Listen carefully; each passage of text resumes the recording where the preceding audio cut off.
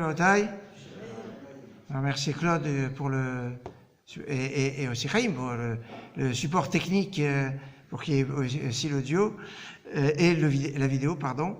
Juste un petit mot ce matin sur l'approche de Rosh Hashanah. Le premier ajout dans la tefila de Rosh Hashanah qui change, la tefila, c'est-à-dire que je parle dans l'Amida, c'est Zochrenu lechaim, ce rajout que l'on fait dans Birkat Avot, la bénédiction des patriarches, la première bénédiction de l'Amida, et pose un problème déjà, parce que normalement, dans les 3 premières bénédictions de l'Amida, on ne doit pas demander de choses. C'est marqué comme ça, la Gemara Brachot. On peut pas, on demande d'abord, on prend conscience de la grandeur de Dieu, de la puissance de Dieu, de la sainteté. Et donc, c'est les 3 premiers brachot, Avot, Gvurot et Kedusha. Et après, on commence à demander la sagesse, on demande toutes sortes de choses. Il n'y a pas de problème. Mais les 3 premiers brachot, on ne demande pas. Alors, qu'est-ce qu'on Zochenu lechaim, souviens-toi de nous pour la vie? Alors, on va dire, la Gemara elle-même va répondre. Non, pas la Gemara, excusez-moi. C'est dans les, puisque en fait, Zochenu ne figure pas dans la Gemara. On le trouve dans le Tikkun HaZohar et chez les Géonim. Donc, c'est post-Gemara. C'est pour ça, d'ailleurs, si on a oublié, on ne recommence pas.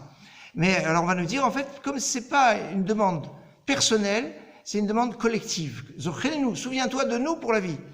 Alors, et comme il y a marqué, Al Yish'al Adam, Al Yish'al, c'est au singulier, il ne doit pas demander. Donc, au singulier, il ne peut pas demander des choses singulières pour le particulier. Mais, il n'y a pas marqué En Shoalin, si c'était interdit même, c'est En Shoalim, on ne demande pas. Donc là, ça aurait été même au niveau collectif. Ça veut dire que ce Zochenu lechaim, souviens-toi de nous pour la vie, c'est pas quelque chose qui ne concerne que nous. Souviens-toi de nous pour la vie. D'ailleurs, on le dit au pluriel, Zochenu, comme pratiquement toutes les tfilotes. C'est-à-dire qu'on ne prie pas que pour soi, on prie pour les autres.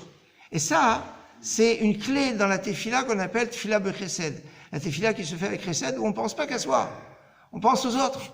Et quand on dit « inscris-nous dans le livre de la vie », on ne pense pas qu'à soi, à sa famille, non, on pense à tout le monde. Et c'est parce qu'on pense à tout le monde qu'Akadosh Baruch Hu, il va nous écouter là, bien que ce soit une bénédiction, normalement on ne demande pas. Et comme c'est une bénédiction, normalement on ne demande pas, à partir du moment où on va pouvoir demander, le Yetzer Hara, il ne va pas essayer de bloquer ça, puisque normalement on n'est pas censé, donc ça va passer facilement. Cette année, ce Zochenu va avoir une dimension encore plus forte, parce que on commence à dire Zochenu lechaim à partir du premier jour de Rosh Hashanah, mais on ne s'arrête pas seulement à Rosh Hashanah. On le dit pendant la Seret Yemei Teshuvah, pendant les 10 jours de pénitence, et jusqu'à Kippour compris. Et c'est intéressant parce que le Zochenu, souviens-toi de nous, eh bien, c'est la clé de Rosh Hashanah. Comment s'appelle Rosh Hashanah? Yom HaZikaron, le jour du souvenir.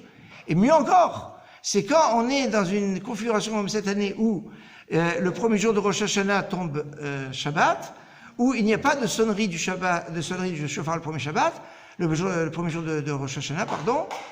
Qu'est-ce qu'on dit? Au lieu de dire Yom Teruah, on dit dans la Tefila Zichron Teruah, le souvenir de la Teruah. Donc c'est Zichron de Zichron, qu'Hachem se souvienne en nous, en bien, pour que nous soyons tous inscrits dans le livre de la vie. Amen.